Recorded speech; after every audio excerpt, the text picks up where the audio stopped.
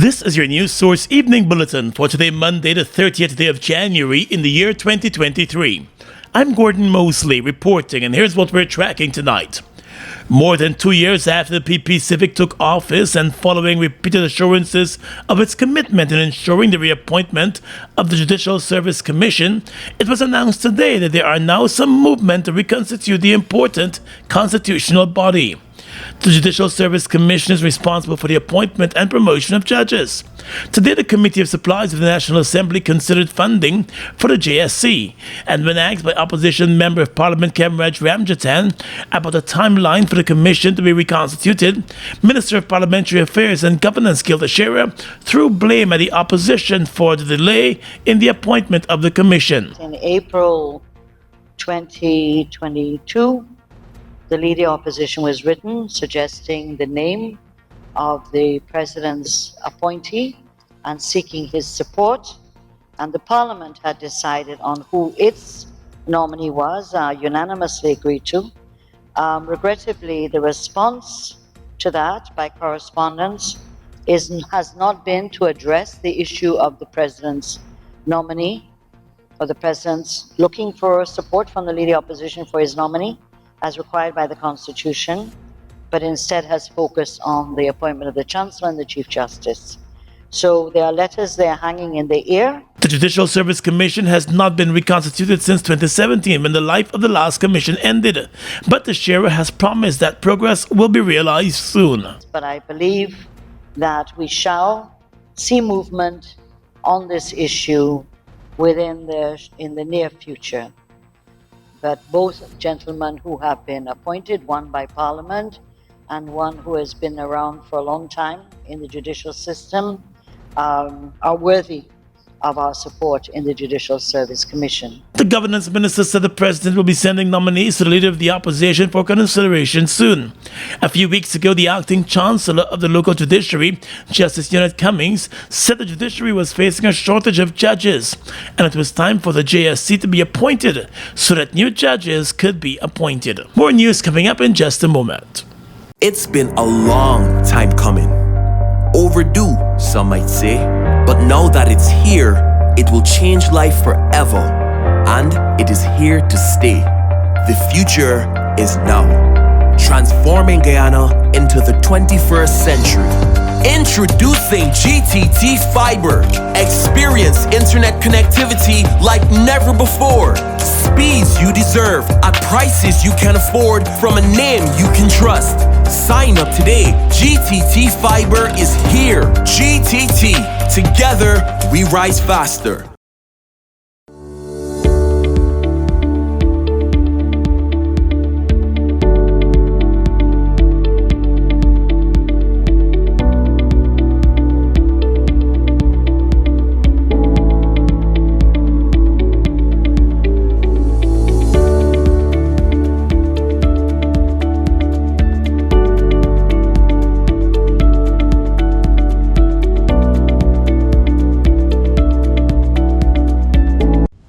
Giftland Office Max, we're all about customer satisfaction. Whether it's clothing and shoes for the ladies, gents, and kids, or for the latest electronics or hardware appliance, we're always thinking of satisfying you, our dear customers. Now you can shop online at www.giftlandofficemax.com or visit us at the Giftland Mall, where we're happy to serve each and every one of you.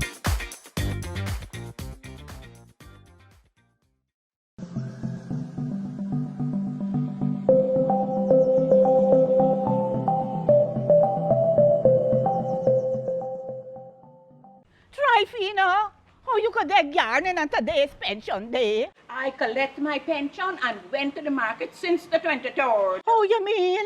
I tell you, Levy switched to lodgement. Since me last book finished, I switched. Oh, you join up a lodge? Was this lodgement? Oh, the NIS lodgement system allows pensioners to get their pension into their bank account. The money is paid into the account by the 23rd of the month, so you could withdraw it whenever you like. So wait, I ain't got to join no long line. Why you ain't tell me before? I told you clearly. When you go to submit your life certificate, ask them for the allotment application form. When you complete it and the bank verify it, then NIS is going to process it. After they process it, your money will be in your account. Well, all right, I going there now. And don't forget, when you're carrying your life certificate, ask them for the lodgement application form. For further information, please visit the website at www.nis.org.gy, the National Insurance Scheme Facebook page, or your nearest NIS office. Get in the game with Buster. Win a full gaming setup, Xbox X, gaming chair, gaming speaker and headset, or any of over 60 weekly prizes like Oculus Quest 2, Mini 2 drone, Nintendo Switch, and many more top gaming prizes. Check below for details.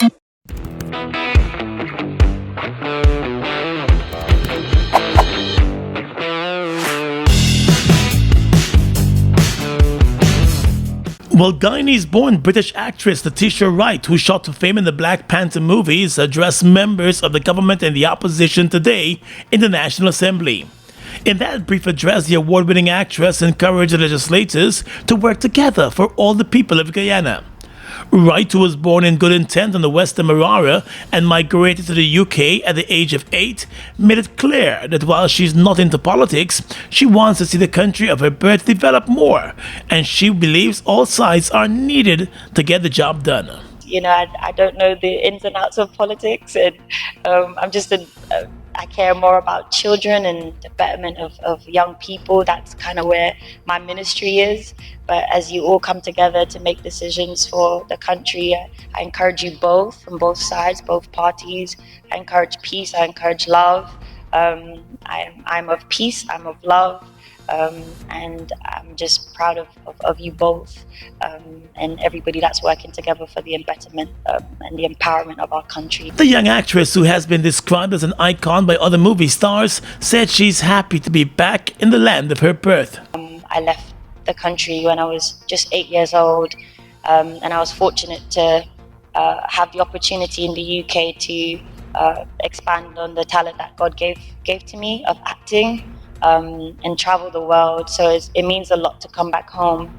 I just want to thank everyone that has invited me. Prime Minister Mark Phillips and Opposition Member of Parliament Cathy Hughes congratulated the actress on her accomplishments, while encouraging her to continue to fly the flag of Guyana high. Earlier, the young actress said she is hoping to meet with young people and children in particular to spread the message of hope.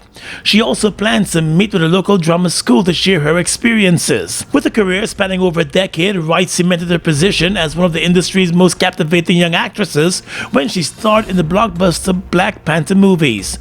During an interview this morning on 94.1 FM, she said she never went after fame. Wright says she was looking for purpose, and she believes that she has found purpose in acting. The Audit Office of Guyana is in the process of establishing an oil and gas department. Minister of Parliamentary Affairs and Governance Gilda Shearer informed the Committee of Supply today as it began consideration of this year's national budget. Approximately $1.1 billion has been budgeted for the Audit Office to facilitate recurrent expenditure, while another $25 million has been budgeted for the acquisition of furniture and equipment for the office's headquarters. Minister Teixeira told the Committee of Supply that the oil and gas unit within the Audit Office is now being set up. According to the Auditor General, it's now being set up. It has not been set up as yet, but they made provision for it. The unit will have approximately 8 employees. Last September, the Auditor General Deodat Sharma told News Source that his office lacked the capacity to conduct performance audit of the oil and gas sector. However, it was receiving support from the Canadian Auditing and Accountability Foundation. At the time, the Auditor General explained that members of the Performance Audit Section, with help from the CAAF, were being trained on how to conduct performance audits in the oil and gas sector.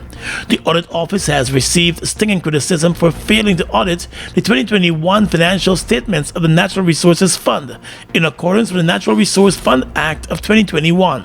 The Auditor General explained at the time that his office merely conducted an audit of the finances injected into the Natural Resources Fund in 2021 for the oil lifts because at the time it did not have the capacity to delve further. Meanwhile, the Committee of Supply of the Parliament of Guyana also approved more than $33 million for the office of the Leader of the Opposition. The government of Guyana will make $1.3 billion available to the Guyana Elections Commission for the holding of local government elections later this year. That's according to Minister of Governance Gail Teixeira. Teixeira was at the time responding to questions by opposition members Valda Lawrence and Kemraj Ramjatan during the consideration of the budget estimates in the Committee of Supply this morning. GCOM will see its budget increasing by over $1 billion this year due to the conduct of local elections, as well as to cover some of its operations. Minister Teixeira explained that GCOM did not expend all of its budget last year because those elections were not held, although budgeted for, and as a result the money was returned to the Consolidated Fund. Additionally, another $75 million will go towards training of GCOM's polling day staff. The allocation was questioned by Ms. Lawrence, who observed that the allocation for training was slashed by half, when in fact it should have been increased since GCOM is in elections mode. In response, the governance minister explained that GCOM conducted the majority of its training last year and will only do refresher training in preparation for the elections. Further, in addition to the Commission's annual $44 million for rental of properties, monies were also set aside for the rental of tents, containers, charter flights, among other things in preparations for the local elections. There was also an $800 million increase in GCOM's operating expenditure. It was explained that those funds will cater for the salaries of some 14,500 temporary staff to work for the local elections and also to cover other costs.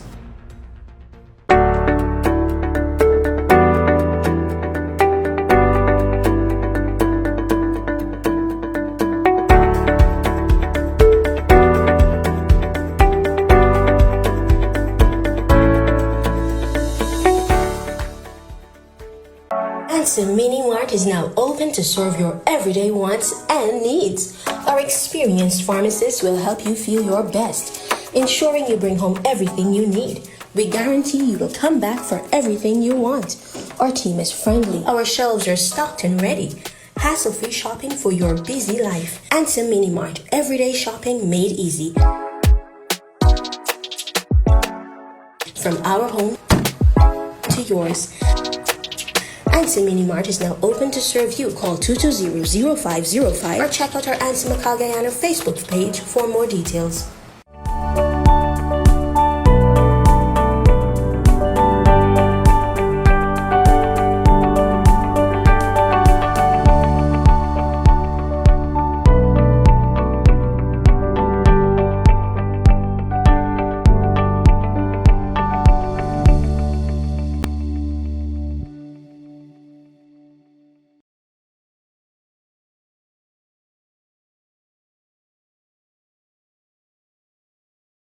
Reflecting on its 2022 operations, the Competition and Consumer Affairs Commission has announced that it was able to successfully resolve 87% of the 410 complaints that were made to the agency last year.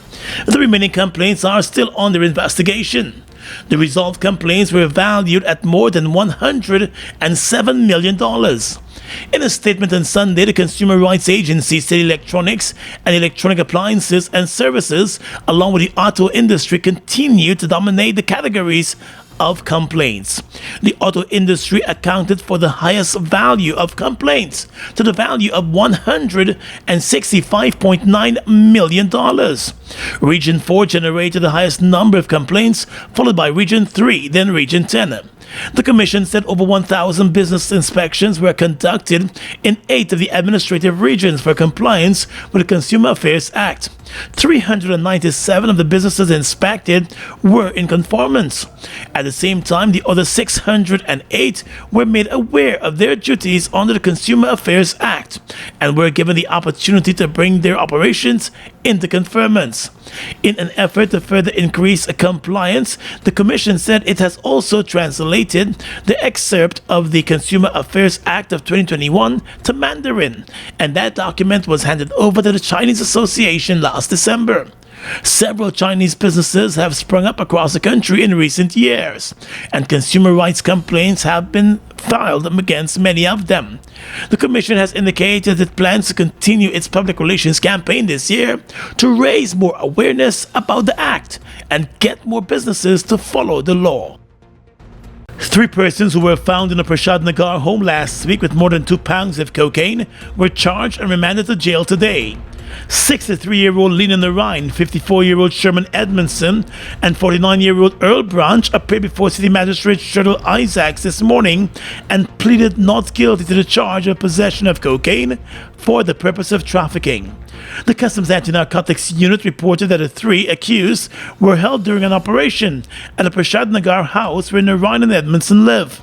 The $1.1 million worth of cocaine was discovered in small parcels in the house, and the three were immediately arrested and told of the offense. After listening to a summary of the case, the magistrate refused bail and remanded the three accused to prison until the 13th of February, when the matter will be called again. This is not the first time that Narine has found herself in the center of drug trafficking allegations. Just over a year ago, she was arrested and charged during a canoe drug operation that netted more than $12 million worth of cocaine. That case is still before the courts. Ansem Mini Mart is now open to serve your everyday wants and needs. Our experienced pharmacists will help you feel your best, ensuring you bring home everything you need. We guarantee you will come back for everything you want. Our team is friendly. Our shelves are stocked and ready. Hassle-free shopping for your busy life. Ansem Mini Mart, everyday shopping made easy. From our home to yours. Ansem Mini Mart is now open to serve you. Call 220-0505 or check out our Ansem Guyana Facebook page for more details. Food Max Supermarket, located on the ground floor of the Giftland Mall, is your one-stop shop for all your grocery needs. We stock a variety of imported frozen meat and food products, fresh produce, and pet supplies, freshly made bread. Rotisserie chicken and patties are also available daily. Shop in comfort today at Food Max and let our courteous staff assist you in satisfying your shopping needs. Food Max, the fresh food specialist. It's one of your biggest goals, getting your own home, where memories are made, where happiness lives. You may feel that home ownership or renovation is beyond your reach, but we at Republic want you to know that there's always a way. Ask us about our suite of mortgages. Let's help make your housing wishes come true, or advise on how the equity in your existing home can finance other dreams and goals. Call or go online to learn more. Buster, win a full gaming setup, Xbox X, gaming chair, gaming speaker and headset, or any of over 60 weekly prizes like Oculus Quest 2, Mini 2 drone, Nintendo Switch, and many more top gaming prizes. Check below for details. Fuel it up and drive, Super 95. Fuel it up and drive, Super 95. Protect your fuel system, boy. High mileage and performance, boy. Guy Super 95 gasoline gives you more reasons to drive and is available at 56 service stations nationwide. For affordable price, high performance, and high mileage, choose Guy Super 95 gasoline. Fuel it up and drive!